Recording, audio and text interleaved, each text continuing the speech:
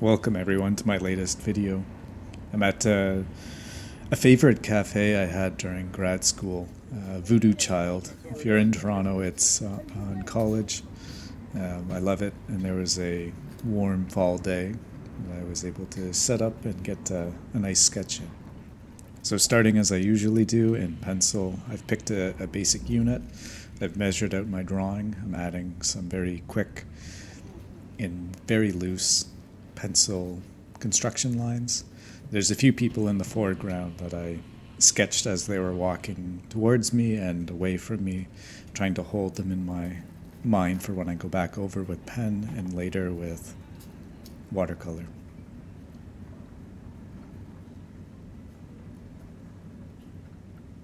And I'm trying in this video to hybridize doing time-lapse style footage and just little increments in real time. So this is in real time me working through getting some lines to those people in the foreground.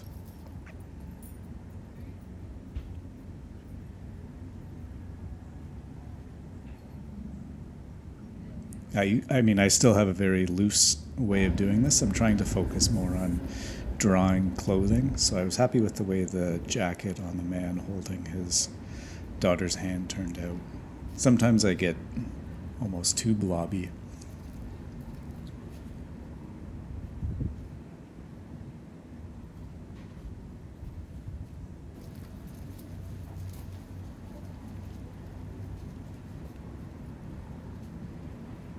And so I was trying to keep it very quick, very simple, just to capture the street and not get overly complicated. So I have a few people in the foreground, a nice big tree, and then some of the street sign elements to suggest the storefronts and character of the street. And so to start the watercolor initial washes, I like having a wet page and then just trying to be really loose with the initial wash. There's really warm sunlight coming through. It was sort of early afternoon, but the sun's setting earlier now, so it sort of had a late afternoon lighting feel. And trying to put a lot of pigment on the page and then cut it with water.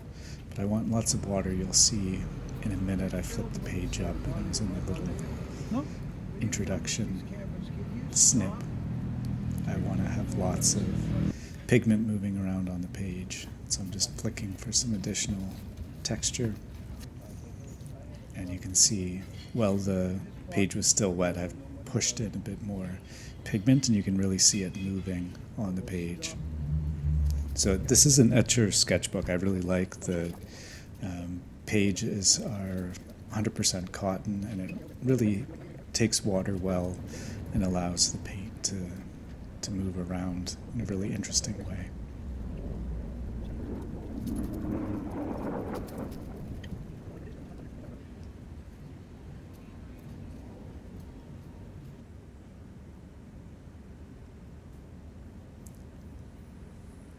I don't love how the brick turned out, but I sort of fast-forwarded through it.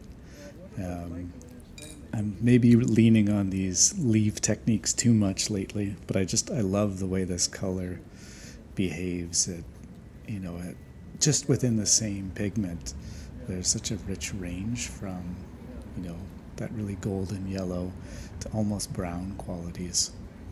So I love working with this.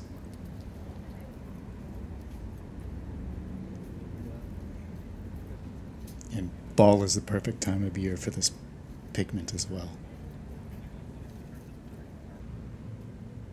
I don't know. I'm not really. I mean, I'm just working on gardens for I'm going back to plant some garlic, and he sounded fun, but I think he's getting on. And while the yellow is still wet, I like to push blues and browns and even reds into it to get a really rich mixture of colors happening. And doing it while it's wet, I find has the best results for me. So I'm just tapping in with red now.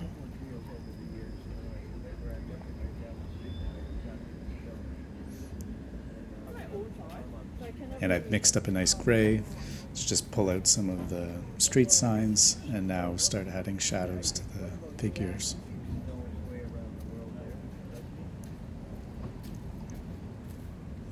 And I actually like this mid-progress shot more than the final even, because the highlight on the arm and the face is really strong. I add some skin tone later, and I think it takes away from the nice dynamic contrast from the early steps.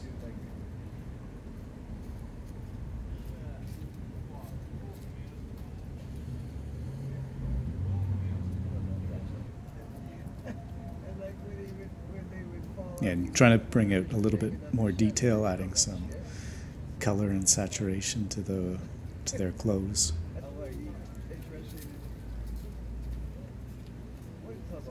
I think I overdo it. Sometimes I just keep putting paint on paint on paint, and I think it ruins the watercolor effect. You can see in the trees how there's such a nice variation of color that just, it doesn't look muddy, it looks really vibrant, and I feel like I get the clothes muddy.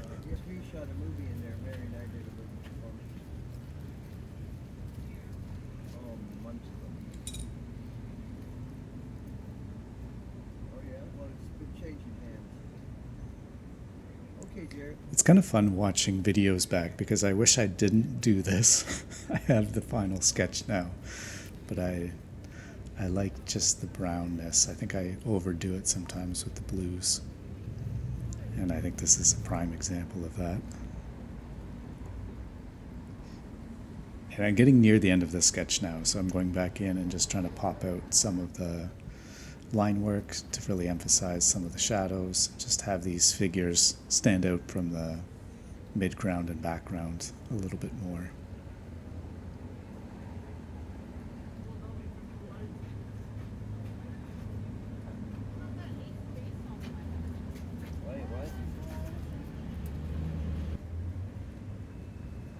And here I go again, adding more tone over tone.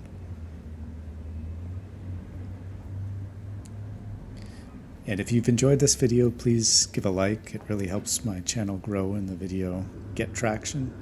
Thank you so much for tuning in. See you in the next one.